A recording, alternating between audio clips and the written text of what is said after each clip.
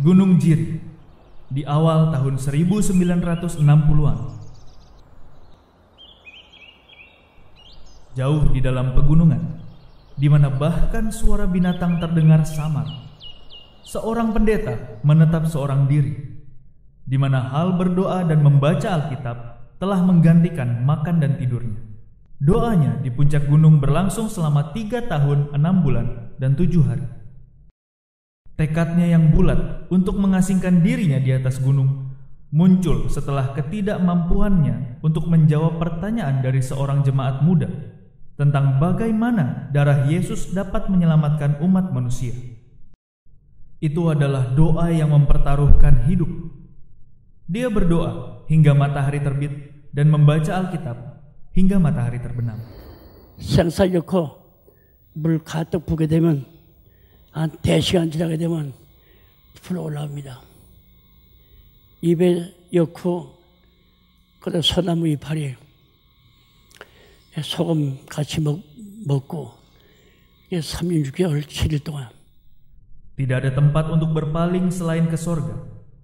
Dia berpegang kepada Tuhan, mencari hikmat dan pengertian.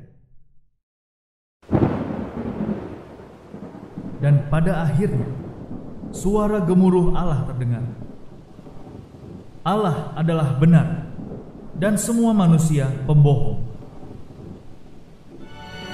Saat pemahaman saya terhadap firman bertumbuh, saya bertobat dalam penyesalan karena ketidaktahuan saya akan pemberontakan terhadap firman yang luar biasa. Rasanya seperti sebuah jalan tol yang terbuka ke dalam dunia rohani yang sebelumnya tertutup. Saya sangat bersukacita. Saya menari seperti orang gila di gunung.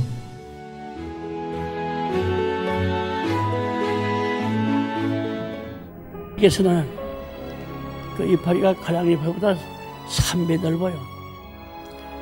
이게 뭔가 떨어지면은 그걸 연필습니다. 그래가지고선 대나무, 쌀이나무로 그 두마리다가 이렇게 껴놓죠. Dia mulai mencatat denyutan nadi Alkitab yang dipahaminya lewat pencerahan Roh Kudus. Beberapa bulan sekali, dia akan menyalinnya ke atas kertas naskah yang dibelinya di pasar Hanyang. Ada beberapa ribu salinan dari naskah-naskah tersebut yang ditulisnya lewat kerja kerasnya.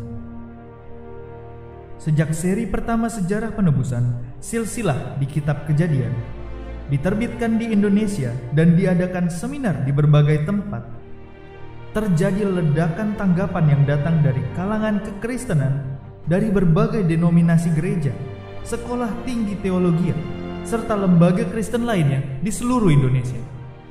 Silsilah yang barangkali selama ini dianggap hanya semacam daftar keturunan, ternyata mempunyai makna yang sangat mendalam di dalam sejarah keselamatan.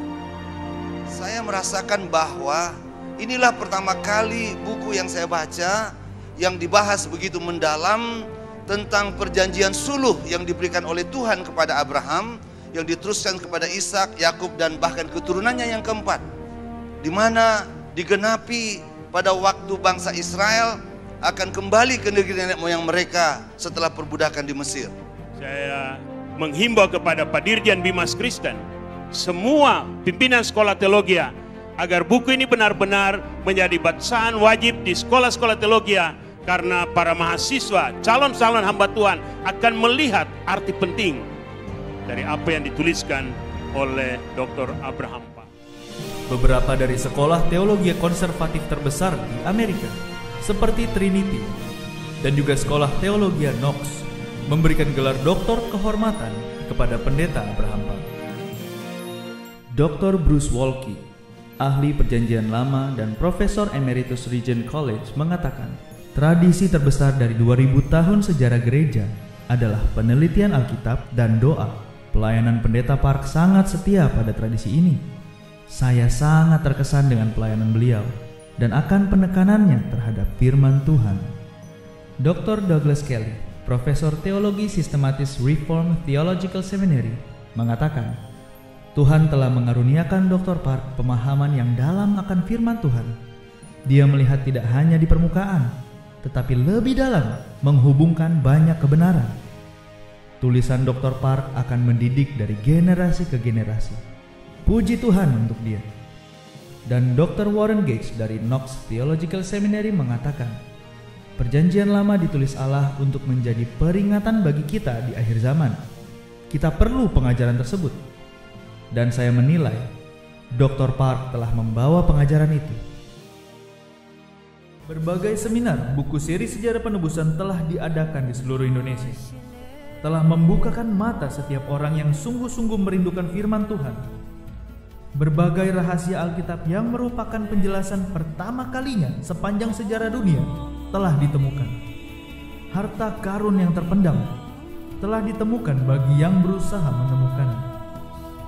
Dari ribuan tanggapan yang masuk, satu tanggapan yang selalu sama adalah permintaan agar firman sejarah penebusan terus disampaikan sampai ke pelosok negeri Indonesia tercinta. Bahkan sampai pada hari ini, firman sejarah penebusan sedang berlari di berbagai negara di seluruh dunia dan sedang mencapai penggenapan, yaitu sampai pengetahuan akan Allah menutupi bumi seperti air menutupi lautan.